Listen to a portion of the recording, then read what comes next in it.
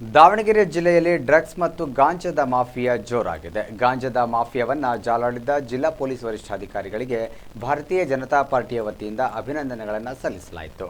ಇನ್ನು ಇದೇ ರೀತಿಯಾಗಿ ಹೊಸ ವರ್ಷವನ್ನು ಆಚರಿಸುವ ಹೋಟೆಲ್ ಸೇರಿದಂತೆ ಹಲವು ಕಡೆ ಪೊಲೀಸ್ ಇಲಾಖೆಯವರು ಹೆಚ್ಚಿನ ನಿಗಾ ವಹಿಸಬೇಕು ಎಂದು ಬಿಜೆಪಿಯ ಜಿಲ್ಲಾ ಸಂಚಾಲಕ ಪಿಎಸ್ ವೀರಣ್ಣ ತಿಳಿಸಿದರು. ವ್ಯಾಪಾರ ವಾಣಿಜ್ಯ ಪ್ರಕೋಷ್ಠ ಬಿಜೆಪಿ ವತಿಯಿಂದ ನಮ್ಮೆಲ್ಲ 25 ಜನ ಮುಖಂಡರು ಹೋಗಿ ಎಸ್ ಪಿ ಅವರಲ್ಲಿ ಮನವಿ ಮಾಡಿದ್ವಿ. ಇದು ತುಂಬ ಔಟ್ಸ್ಕಟ್ ಅಂದರೆ ದಾವಣಗೆರೆ ಹೊರವಲಯಗಳಲ್ಲಿ ಭಾಳ ಇದು ಕಾಲೇಜು ವಿದ್ಯಾರ್ಥಿಗಳು ಅಲ್ಲಿ ಹೋಗಿ ಗಾಂಜಾ ಸೇವನೆ ಮಾಡಿ ವಾಪಸ್ ಬರ್ತಾ ಇದ್ದಾರೆ ಅಂತ ಒಂದು ಮನವಿ ಮಾಡಬೇಕು. ಅದನ್ನು ಎಸ್ ಪಿ ಅವರ ಅವತ್ತೇ ಹೇಳಿದ್ರು, ಇಲ್ಲ ನಾವು ಈಗ ಆಲ್ರೆಡಿ ಎಲ್ಲ ಕಡೆ ಕಷ್ಟಾಗಿದ್ದೀವಿ, ಆದಷ್ಟು ನಿಮಗೆ ಏನಾದ್ರು ಇನ್ಫಾರ್ಮೇಷನ್ ಇದ್ದರೆ ನಮಗೆ ತಿಳಿಸಿ ಅಂತ ನಾವು ಅವರಿಗೆ ಇನ್ಫಾರ್ಮೇಷನ್ ಅವರೇ ಹೇಳಿದ್ರು. ಬಟ್ ನಮಗೆ ಅಲ್ಲಿ ಇಲ್ಲಿ ತಿಳಿದಂಥ ವಿಷಯ ನಾವು ಮನವಿ ಮೂಲಕ ಅವ್ರಿಗೆ ತಿಳಿಸಿದ್ವಿ. ಅವರು ನಮಗೆ ಮನವರಿಕೆ ಮಾಡಿಕೊಟ್ಟಿದ್ರು ಮತ್ತು ಹೇಳಿದ್ವಿ ಆದಷ್ಟು ನಾವು ಇದನ್ನು ಕಂಟ್ರೋಲ್ ಮಾಡ್ತಾ ಇದ್ದೀವಿ, ಇದಕ್ಕಂತ ನಾವು ಸ್ಕ್ವಾಡ್ ಇದು ಮಾಡಿದ್ವಿ, ಆದಷ್ಟು ಬೇಗ ಇದ್ರದ್ದು ಏನು ಅಂತ ನಾವು ಪತ್ತೆ ಹಚ್ತೀವಿ ಅಂತ ನಮಗೆ ಭರವಸೆ ಕೊಟ್ಟಿದ್ರು.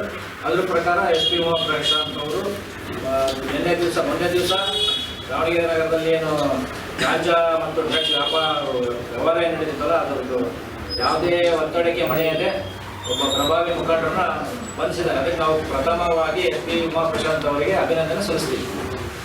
ಇದು ಇತ್ತೀಚೆಗೆ ಏನಾಗ್ತಾ ಇದೆ ಅಂತಂದ್ರೆ ಹಳ್ಳಿಗಳಿಗೂ ವ್ಯವಸ್ಥಿತವಾಗಿ ಸರಬರಾಜು ಆಗ್ತಾ ಇದೆ.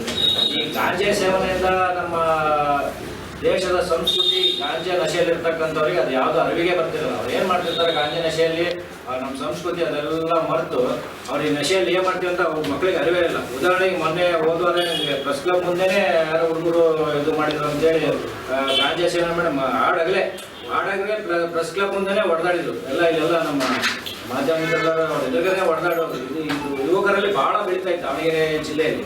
ಇದನ್ನ ಪೊಲೀಸ್ ವರಿಷ್ಠಾಧಿಕಾರಿಗಳು ಪೊಲೀಸ್ ಇಲಾಖೆಯವರು ಆದಷ್ಟು ಕಟ್ಟುನಿಟ್ಟಿನ ಕ್ರಮ ತಗೊಂಡು ಇದು ಮಟ್ಟ ಹಾಕಬೇಕು ಅಂತ ನಾವು ಮತ್ತೊಮ್ಮೆ ಪೊಲೀಸ್ ಇಲಾಖೆ ಮನವಿ ಮಾಡ್ತೀವಿ. ಆಮೇಲೆ ಇತ್ತೀಚೆಗೆ ಮುಂದೆ ಏನಾಗ್ತೈತೆ ಅಂತಂದರೆ ಹೊಸ ವರ್ಷ ಆಚರಣೆ ಮಾಡ್ತಾರೆ ಸಂಭ್ರಮದಿಂದ. ಈ ಹೋಟೆಲ್ಗಳ ಮೇಲೆ ಮತ್ತು ಹೈವೇಗಳಲ್ಲಿ ಇರ್ತಕ್ಕಂಥ ಡಾಬಾಗಳ ಮೇಲೆ ಪೊಲೀಸ್ ಇಲಾಖೆಯವರು ನಿಗಾ ವಹಿಸಬೇಕು ಅಂತ ನಾವು ಮನವಿ ಮಾಡ್ತೀವಿ. ಮತ್ತು ಇದರಿಂದ ಇನ್ನೊಂದು ಏನಾಗ್ತೈತೆ ಅಂದರೆ ಹಳ್ಳಿಗಳು ವ್ಯಾಪಕವಾಗಿ ಹಬ್ತಾ ಇದೆ.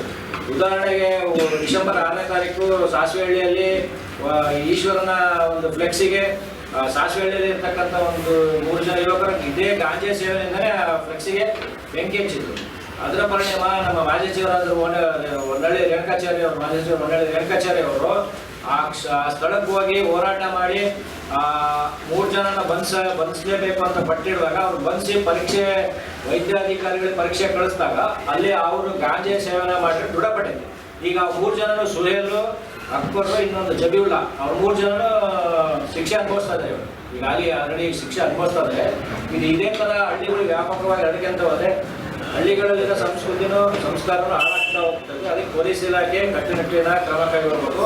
ಇದರ ಜೊತೆಗೆ ನಾವು ಪೋಷಕರಲ್ಲಿ ಏನು ಮನವಿ ಮಾಡ್ತೀವಿ ಅಂತಂದರೆ, ಪೋಷಕರುಗಳು ಶಾಲಾ ಕಾಲೇಜಿಗೆ ಮಕ್ಕಳನ್ನ ಕಳಿಸಿ ಕೈ ತೊಳ್ಕೊಂಡ್ರೆ ಸಾಕು. ಪ್ರತಿ ತಿಂಗಳಿಗೆ ಒಂದು ಸರಿನಾದರೂ 15 ದಿವಸಕ್ಕೆ ಒಂದು ಸರಿನಾದರೂ ನಮ್ಮ ಮಕ್ಕಳು ಎಲ್ಲಿಗೆ ಹೋಗ್ತಾರೆ, ಏನು ಮಾಡ್ತಾರೆ, ಇದನ್ನ ಆ ಪೋಷಕರ ಜವಾಬ್ದಾರಿ ಇರುತ್ತೆ. ಎಲ್ಲ ಪೊಲೀಸ್ ಇಲಾಖೆ ಮೇಲೆ ನಾವು ಜವಾಬ್ದಾರಿ ವಹಿಸಿದ್ರೆ ಆಗೋದಿಲ್ಲ. ಈ ವಿಚಾರವಾಗಿ ಪೋಷಕರುಗಳು ಚಿಂತನೆ ಮಾಡಬೇಕು. ನಮ್ಮ ಮಕ್ಕಳು ಕಾಲೇಜಿಗೆ ಹೋದಾಗ ಏನು ಮಾಡ್ತಾರೆ, ಎಲ್ಲಿಗೆ ಹೋಗ್ತಾರೆ, ಅವರ ಚಲನವಲನ ಬಗ್ಗೆ ಪೋಷಕರು ಕಣ್ಣಿಟ್ಟಿರ್ಬೇಕು. ಎಲ್ಲವನ್ನು ನಾವು ಇಲಾಖೆ ಮೇಲೆ ಆಗಲಿ ಅದ್ರ ಮೇಲೆ ಆಗಲಿ ನಾವು ಯಾರೋ ಊರಿನ ಪೂರ್ತಿ ಜವಾಬ್ದಾರಿ ಪೊಲೀಸ್ ಇಲಾಖೆ ಮೇಲೆ ನಮ್ಮ ಜವಾಬ್ದಾರಿ, ನಮ್ಮ ಮಕ್ಕಳ ಜವಾಬ್ದಾರಿ ನಮ್ಮ ಮೇಲೆ ಇರುತ್ತೆ.